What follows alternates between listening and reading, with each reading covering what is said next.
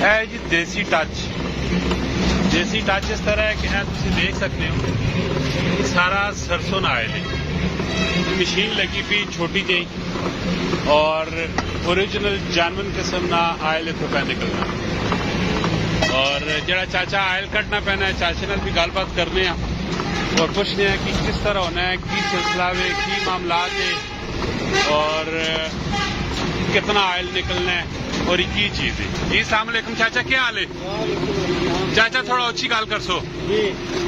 की चीज पाई पे नया की चीज है हाँ जी सरसों ते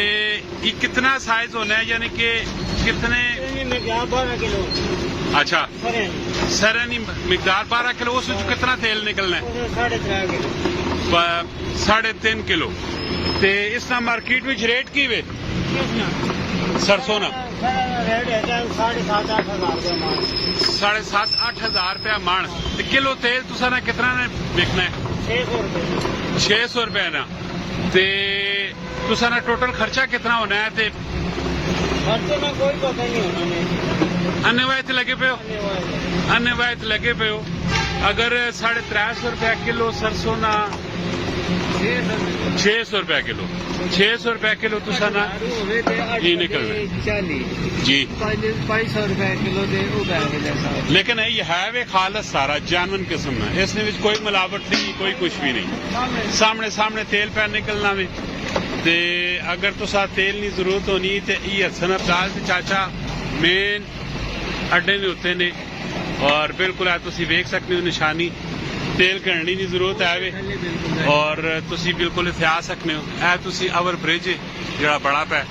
इस ब्रिज तो तुसी लैने हो तो बिल्कुल तुसा ने बिल्कुल सामने चाचे ना खोखा वे चाचे ना खोखा लगा पै और इस जगह च तेल पे कर और तेल भी माशाल्लाह बिल्कुल बेहतरीन किस्म ने छोटी जी ना फैक्ट्री लाई भी है तुसी फैक्ट्री वेख सकते हो चाचा हुण ते बिजली ना बिल भी बहुत वड्डा आना हो सी इस खोखे ना 40,000 रुपया कराया इस महीने आया फिर इसी महीने कल जमा कराया अच्छा इस महीने कल पिछले महीने कितना आया पिछले महीने तकरीबन 32-33 यानी कि इस खोखे ना जरा बिल आना पैना है क्योंकि मशीन भी जी मोटर भी तुसा नहीं लगी ना वड्डी लगी पई है ये कितने हार्स पावर की मोटर है 7 हार्स पावर की मोटर लगी पई है जेड़ी सरसों ना तेल पिकट बेहतरीन किस्म ना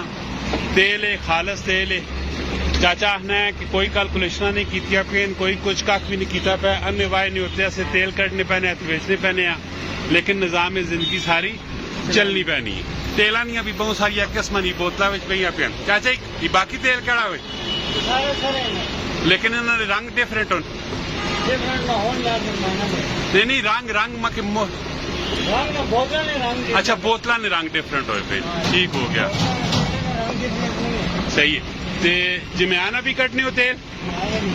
जमयाना भी कटने ते सरसों ना भी कटने है चाची नी लोकेशन है तेल गिरने की जरूरत हो बिल्कुल चाचे को तुसी आ तेल वेखो